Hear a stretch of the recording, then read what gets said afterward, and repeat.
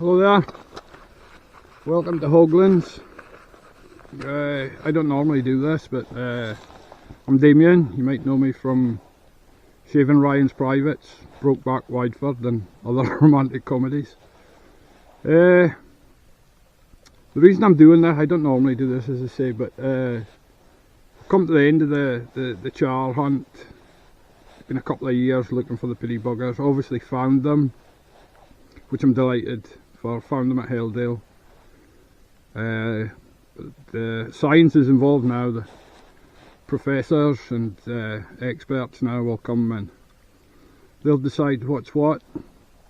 It's been a cold, damp, frosty, gear sapping, soul sapping search, but we've got them now. And I worried at first, initially, if you've seen the first, or the descriptions of the first couple of videos, the thought whether they were indigenous, or the term I used was invasive, which I've been led to believe is the wrong term, because even if they had been reintroduced by a late fish farmer, they're reintroduced, they're a species in their own right, because char was known to live in the loch before, which is good. It's kind of like capercaillies, and they're Swedish. Beavers, I think, are Eastern European, coming over here building our dams, and it's good to know that from now on and generations to come, we have our own breed of Orkney char, as long as we look after the place. That's what kind of turned me on to the hunt. I read the study in the 90s. There was a study done in the 70s, because Heldale, and up here I suppose, there was dams built for a reservoir.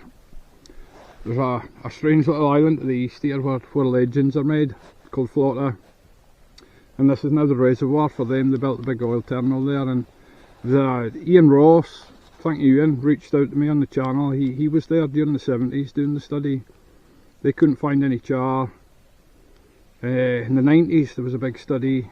They couldn't find any char. I think Stirling University came back in the 2000s, couldn't find any char, so it's probably looking like these are reintroduced by Mr. Eccles. But as you can see, I've clipped the adipose fins, which doesn't harm the fish. All the fish went back fine. It goes now to the University of Highlands and Islands, where a doctor and a professor, well, they have the probes and markers for the DNA patterns in all Scottish strains of Arctic char.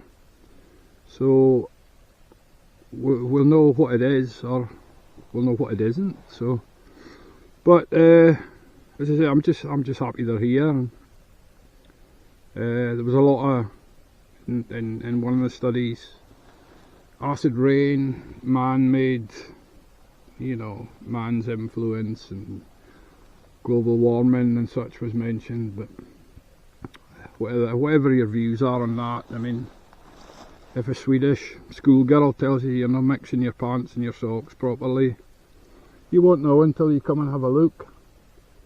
Certainly Heldale seems to be thriving. If you follow the channel, you'll see the trout and the char seem to be mixing fine.